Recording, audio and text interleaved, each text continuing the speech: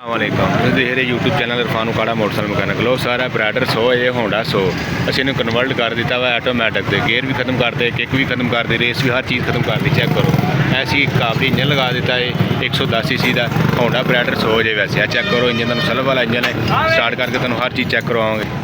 ਲੋ sir ਇਹਦੀ battery जे ठीक है जे होंडा ब्राइडर जे नहीं किक वगैरह हर चीज़ खत्म करती थी। इंजन ही चेंज करता है 110 cc का इंजन लाता बगैर क्लच तो बगैर गेयरों तो सिर्फ रेस के उपर जे रेस से कन्वर्ट करता। चेक करो ना किक वाला सिस्टम चेक करो, किक वगैरह खत्म कर दी। ठीक हो गया 110 cc का इंजन लगाता, काबली इंजन है, सलब लग गया, सलब तुम मार के चेक करवाओगे सारा कुछ।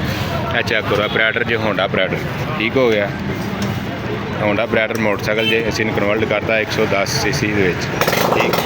लो सारा गेयर लीवर वाली साइड चेक कर लो, गेयर लीवर नहीं है चेक करो, गेयर लीवर वाला सिस्टम ही खत्म है, कोई गेयर लीवर नहीं, कोई गाल नहीं, कोई बात नहीं। ठीक हो गया है चेक करो गेयर शावर वाला सिस्टम, गेयर शावर वाला निज़ाम बिल्कुल खत्म है। साल तो गड्डी स्टार्ट है, साल के ऊपर चलेगी, रेस के ऊपर कन्वर्ट है, गेयर शेयर कोई नहीं है, ऑटोमैटिक इंजन जे काबली इंजन जे 110 cc का सलब वाला सलब लगा, कारबोरेटर वगैरह का पहले लगा, ये कारबोरेटर वगैरह चेक कर लो।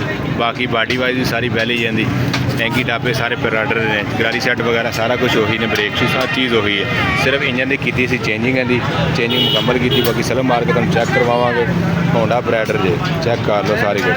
लो सर तुम सलब मार के चेक करावांगे किस तरह चलती मोटरसाइकिल। यह बटन लगाया सलब का बटन लगाया, इतों मारांगे सलब मोटरसाइकिल हो गई स्टार्ट। ठीक हो गया तो रेस जाए कोई गेयर शेयर नहीं, कोई गल नहीं। जिस तरह रेस देवांगे उस तरह स्पीड नहीं ज़्यादा होती जाएगी, रेस देते जाएंगे स्पीड बढ़ती जाएगी। पेट्रोल की एवरेज चेक कर लो, पेट्रोल भी तकरीबन 60 तो 65 किलोमीटर करती है एवरेज।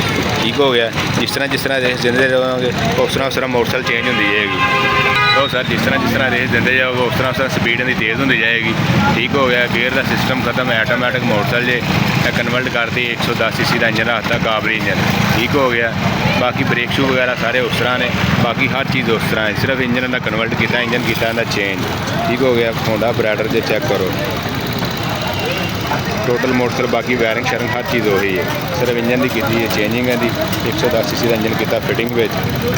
लो सर बाकी जिन्हें मेरे भरा वीडियो देखने लाइक सबसक्राइब लाजमी करो तो आने वाली वीडियो तुहाडे तक पहुँच सके। सब दोस्तों का तावन का बहुत शुक्रिया। लो जनाब इधरली साइड पर हम चेक करवा दिए, ध्यान कर भी उस तरह लगेगा जिस तरह आप गड्डियाँ ज़्यादा गरारी सेट भी वही देगा, सिर्फ इंजन की चेंजिंग है, गेयर वगैरह सिस्टम हो गया बिल्कुल खत्म। चेक करो कोई गेयर नहीं, कोई गाल नहीं, कोई बात नहीं। जो अपने भरा खान इजाजत ओके जला।